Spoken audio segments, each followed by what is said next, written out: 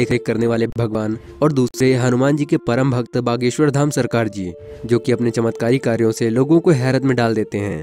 आए दिन इनकी वीडियोस यूट्यूब, फेसबुक समेत कई सोशल मीडिया प्लेटफॉर्म्स पर वायरल होती रहती हैं। कभी ये लोगों के झूठ को सामने लाते हैं तो कभी उनके अंदर के भूतों को भगाते हुए नजर आते हैं। हर कोई इनके चमत्कार को देखकर हैरान है। और अब तो मनोज तिवारी से लेकर अमिताभ बच्चन, ओझा सर से लेकर फिजिक्स वाला, यहाँ तक कि मोदी जी भी इनके फैन हैं। और तो और कहा जाता है कि बागेश्वर धाम सरकार का एक अदृश्य सेनापति भी है जो कि भूतों को भगाने में उनकी मदद करता है। तो क्या है बागेश्वर सरकार की असल सच्चाई, चलिए जानते हैं। दोस्तों, यूँ तो हमारे देश में कई बाबा आए और गए। कई सारे लोगों ने उनके आश्रम और धाम पर माथे टेके। यहाँ तक कि बड़े बड़े कई फिल्मी सितारों ने भी कई बाबाओं के दरबार में हाजिरी लगाई। लेकिन जो प्रसिद्धि इस समय बागेश्वर सरकार को मिल रही है वो आज तक कभी भी किसी को नहीं मिली। लंबे बालों वाले, माथे पर चंदन और अक्सर सर पर पगड़ी बांधे नजर आने वाले बागेश्वर धाम सरकार की बात ही कुछ और है। और इसका सबसे बड़ा सबूत बड़े बड़े फिल्मी सितारों का इनके दरबार पर आकर इनके प्रवचन और गीत सुनना है। फिर चाहे मोदी सरकार के सबसे दिग्गज नेता और भोजपुरी गायक मनोज तिवारी हो, या फिर साउथ मूवी के एक्टर सुमन तलवार, जिन्होंने बागेश्वर धाम आकर बाबा के नाम पर ठुमके भी लगाए और बागेश्वर सरकार के प्रवचनों में सम्मिलित भी हुए। अभी हाल ही में सदी के महानायक अमिताभ बच्चन जी की भी एक वीडियो बहुत ज्यादा वायरल हो रही थी, जिसमें वो बैठकर बाबा के कीर्तन का आनंद ले रहे थे।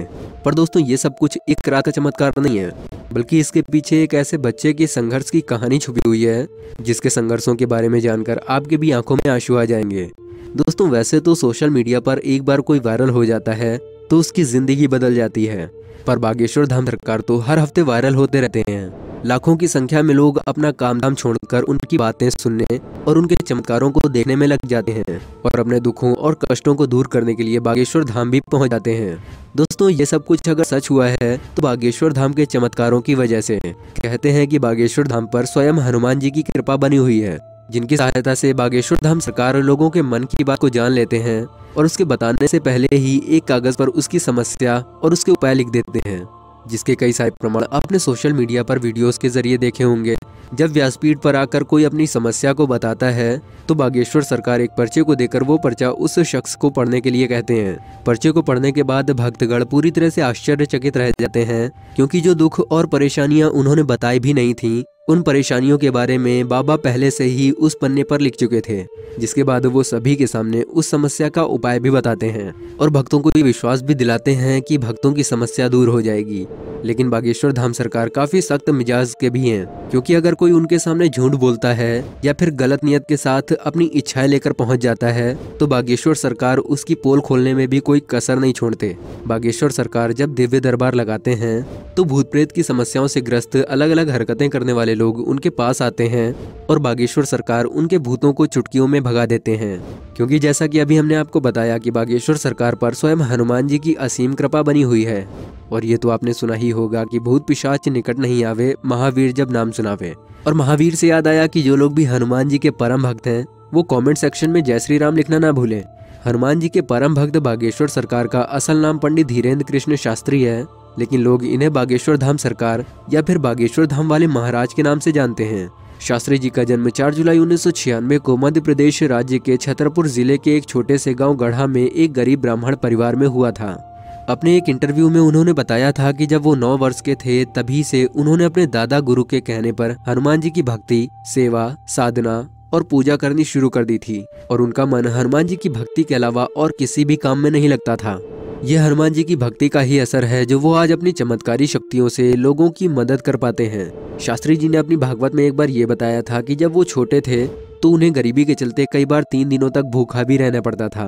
जहाँ शास्त्री जी का घर हुआ करता था वहाँ पर हनुमान जी का 300 साल से भी ज्यादा पुराना मंदिर मौजूद था और वहीं पर शास्त्री जी के दादा गुरु भी उनकी तरह दिव्य दरबार लगाते थे और लोगों की समस्याओं को दूर करते थे। पर इनके दादा गुरु की मौत के बाद वो दरबार खाली सा हो गया था। 9 वर्ष की उम्र से बालाजी सरकार यानी महावीर हनुमान जी का ध्यान करने के साथ साथ वो रामायण और महाभारत जैसे ग्रंथ भी पढ़ते थे। इन्होंने ग्रेजुएशन की डिग्री भी ली, पर हनुमान जी के चरणों से इन्होंने अपना ध्यान नहीं हटाया। कई सालों तक हनुमान जी की भक्ति करने के बाद हनुमान जी ने अपनी कृपा उनके ऊपर की और अचानक से ही उन्हें अपने ऊपर असीम शक्तियों का एहसास होने लगा। उन्हें एहसास होने लगा था कि वो लोगों के मन की बात उसके बिना बोले ही पढ़ सकते हैं और लोगों की समस्याओं को दूर भी कर सकते हैं। अपनी इन शक्तियों की मदद से इन्होंने लोगों के दुखों को दूर करना शुरू भी कर दिया। इनको धीरे धीरे ये समझ में आने लगा था कि उनके पास उनके दादा गुरु की तरह ही दिव्य शक्तियाँ मौजूद हैं, जिसके बाद इन्होंने भी अपने दादा गुरु की तरह ही दिव्य दरबार लगाना शुरू कर दिया। और ऐसे ही पंडित धीरेन्द्र कृष्ण शास्त्री बागेश्वर धाम सरकार के नाम से मशहूर होने लगे। हर मंगलवार और शनिवार को ये दिव्य दरबार लगाकर लोगों के दुखों और उनकी तकलीफों का निवारण करते। जिनकी अर्जी लगती थी उन्हें बागेश्वर धाम अपने पास बुलाते और उसकी समस्याओं को उसके बिना पूछे ही उसके सवाल और सवालों का हल एक पर्चे पर लिख देते, जिससे लोगों का विश्वास बागेश्वर धाम के ऊपर और भी मजबूत होने लगा। आपको ये बात जानकर हैरानी होगी कि शास्त्री जी भारत के अलावा अन्य कई देशों में भी दिव्य दरबार लगा चुके हैं और लाखों लोगों की मदद भी की है, जिसके चलते कई लोग तो इनको भगवान भी मान चुके हैं। कई महिलाएं तो इनकी खूबसूरती को देखकर अपना दिल हार चुकी हैं और इनकी एक झलक पाने के लिए दरबार में आती हैं। पर अपने सख्त मिजाज के लिए जाने जाने वाले बागेश्वर धाम सरकार इन सब चीजों से कोसों दूर रहते हैं और वो अपने दरबार में आने वाली सभी महिलाओं को अपनी बहन मानते हैं। वैसे दोस्तों, जहां एक तरफ हमारे देश में जब भी कोई बाबा पॉपुलर होने लगते थे तो उनके काले कारनामे दुनिया के सामने आ जाते थे और वो सभी बाबा आज भी जेल की हवा खा रहे हैं। तो ऐसे में अगर कोई 26 वर्षीय शख्स अपनी चमत्कारिक शक्तियों से लोगों को हैरान कर दे तो पूरी दुनिया सोच में तो पड़ ही जाएगी, जिसके चलते कई बार शास्त्री जी के दरबार में कई मीडिया कर्मी भेष बदलकर उनकी सच्चाई दुनिया के सामने लाने के लिए गए। पर जैसे ही मीडिया वाले उनके द्वारा लिखे गए पर्चे को पढ़ते तो उनके पसीने छूट जाते, क्योंकि उस पर्चे पर उन पत्रकारों के बारे में यही लिखा होता था कि आप स्टिंग ऑपरेशन करने आए हैं। जिसके बाद सभी मीडिया वाले भी बागेश्वर सरकार के सामने नतमस्तक होकर वहां से चले जाते थे। वैसे दोस्तों, जो लोग बागेश्वर धाम नहीं गए हैं वो इनके चमत्कारों से या तो अनजान हैं या तो विश्वास नहीं करते।